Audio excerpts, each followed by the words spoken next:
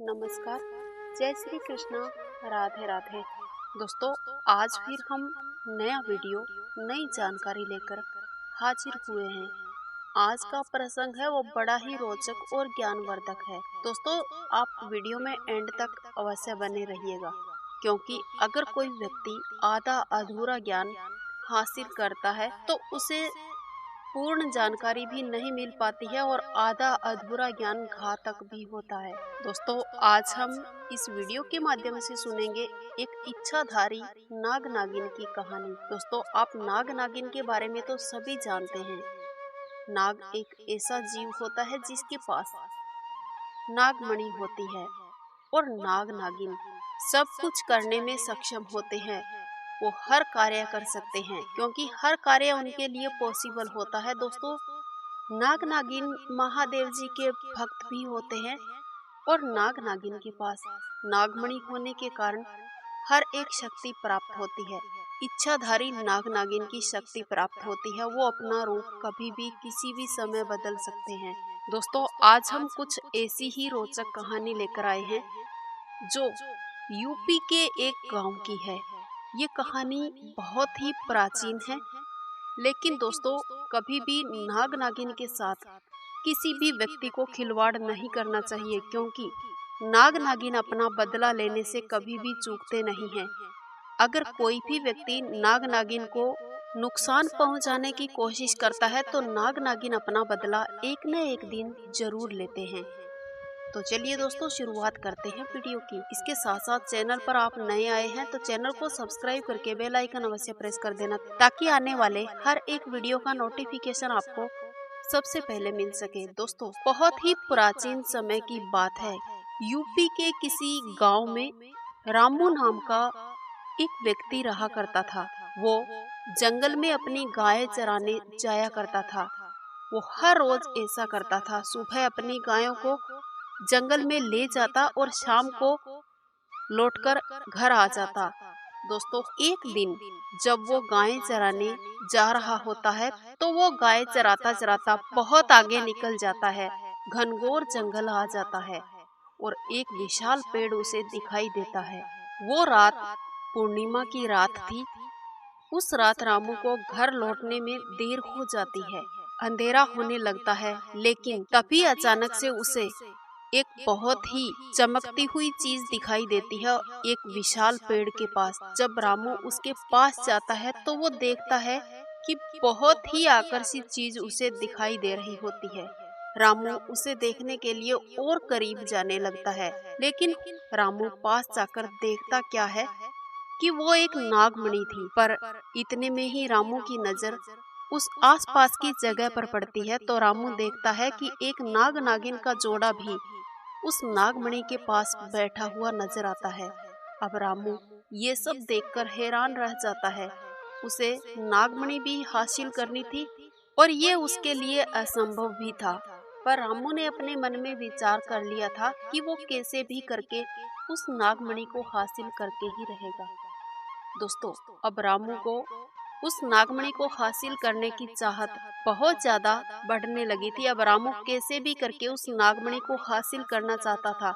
रामू हर रोज गायें चराने उस जंगल में जाने लगा और उस विशाल पेड़ के पास जाकर देखता रहता कि कैसे मैं इस नागमणि को हासिल करूं। फिर वो रामू एक दिन देखता क्या है कि वो नागिन थी, वो गर्भवती थी। अब रामू को ये समझने में देर नहीं लगी कि जब नागिन गर्भवती होती है तो वो अपनी संपूर्ण शक्तियाँ और साहस खो बैठती है, उसे कमजोरी घेर लेती है। अब रामू को उसी दिन का इंतजार था कि कब नागिन अपने बच्चे को जन्म देगी और कब मैं नागमणि हासिल करूं। अब वो दिन भी दोस्तों ज्यादा दूर नहीं था। धीरे धीरे दिन पास आते गए। अब एक दिन आखिर ऐसा आया कि उस दिन वो नागिन अपने बच्चे को जन्म दे देती है।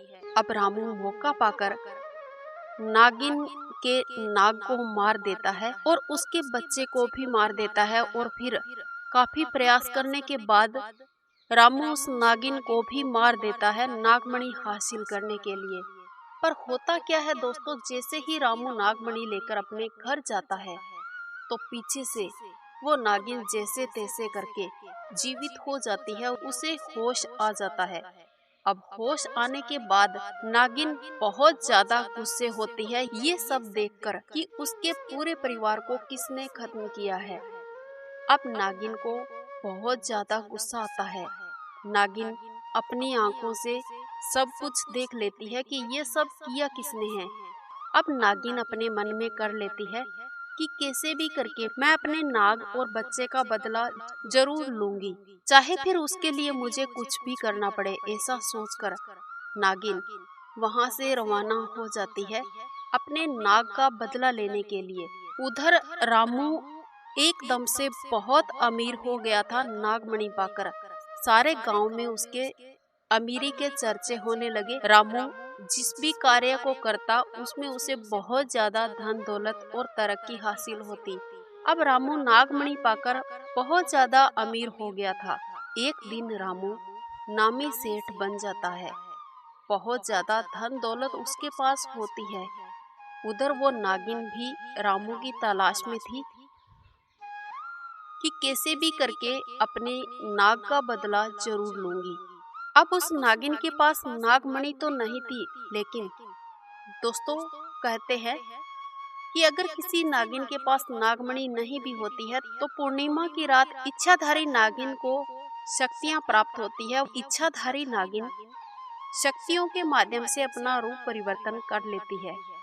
अब नागिन पूर्णिमा की रात एक पुरुष का वेश धारण करती है, एक पुरुष के वेश में आ जाती है और अपना नाम रोहन रखकर उस गांव की ओर चल पड़ती है।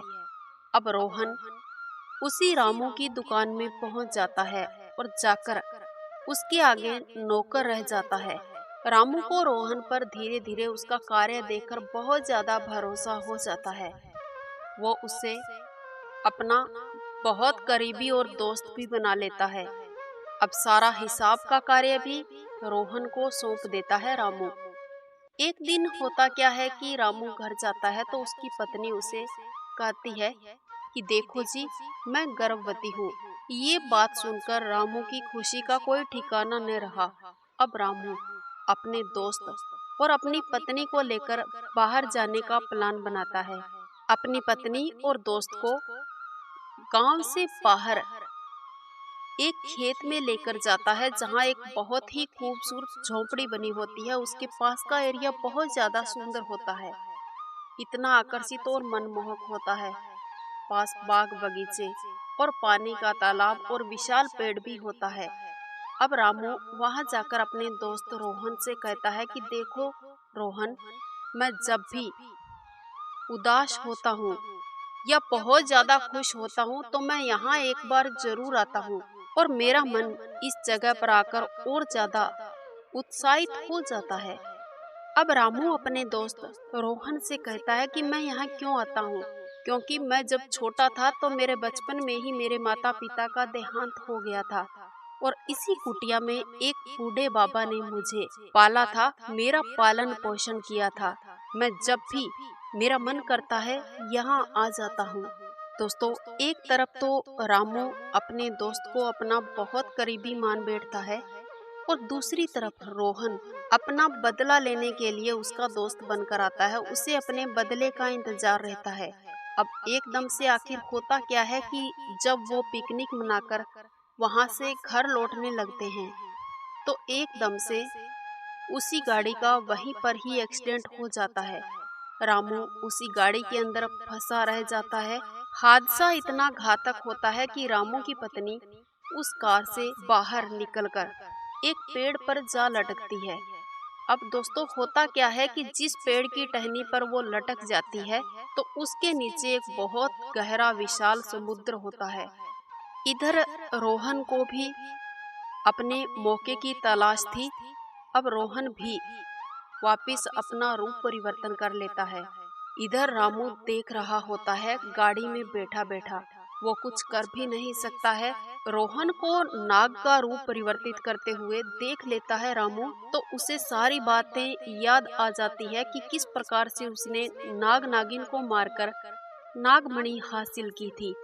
फिर वो उस नागिन के आगे गिड़गिड़ाता है, कहता है कि आप कैसे भी करके मेरी पत्नी की जान बख्श दो, मेरी पत्नी गर्भवती है, आप इसके बदले में मुझे मार सकते हो। पर दोस्तों, कहते हैं ना कि एक माँ जब बच्चे को जन्म देती है तो उसे कितनी पीड़ा होती है, उसका दुख दर्द एक माँ ही समझ सकती है।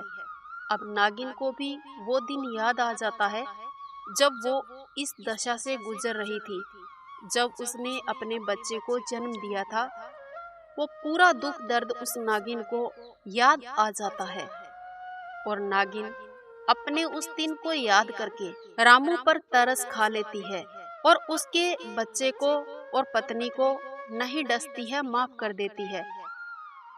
नागिन को ये सब याद आ जाता है कि एक परिवार को खोकर एक व्यक्ति को कितना दुख होता है।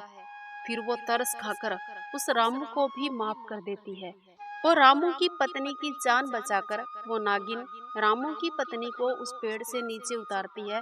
उधर रामू भी अपनी गलती पर पछतावा करता है और उस नागिन से माफी मांगता है और कहता है कि मैंने दौलत के नशे में और लालच में आकर आपके साथ बहुत बुरा किया। मैंने आपके परिवार को खत्म कर दिया, आपके पूरे परिवार का नाश कर दिया, लेकिन आपने मुझे माफ कर दिया है। आपने मेरे परिवार को खरोच भी नहीं आने दी। अब मैं आपका कैसे शुक्रिया अदा करूं? दोस्तों, वो नागिन उस रामू से कुछ नहीं कहती है। उसे रामू की बात सुनकर अपना दुख दर्द याद आ जाता है और फिर वो नागिन उसी विशाल जंगल की ओर चल पड़ती है। लेकिन रामू उस नागिन को वो नागमणि वापस लौटा देता है और अपने किए पर पछतावा करता है और उस नागिन को उसी विशाल पेड़ के पास छोड़कर आ जाता है। और फिर वो रामू और उसकी पत्नी हंसी खुशी अपना जीवन व्यतीत करने लगते हैं और वो नागिन भी वापस उस जंगल में जाकर रहने लगती है। दोस्तों, आज की ये कहानी यहीं तक। मुझे उम्मीद है कि आपको ये वीडियो जरूर पसंद आया होगा। अगर अच्छा लगा है तो इसे लाइक कीजिएगा, शेयर कीजिएगा। इसके साथ साथ चैनल को सब्सक्राइब करके बेल आइकन अवश्य प्रेस कर देना ताकि आने वाले हर एक वीडियो का नोटिफिकेशन आपको सबसे पहले मिल सके। मिलते हैं नेक्स्ट वीडियो में। वंदे मातरम। जय श्री कृष्णा।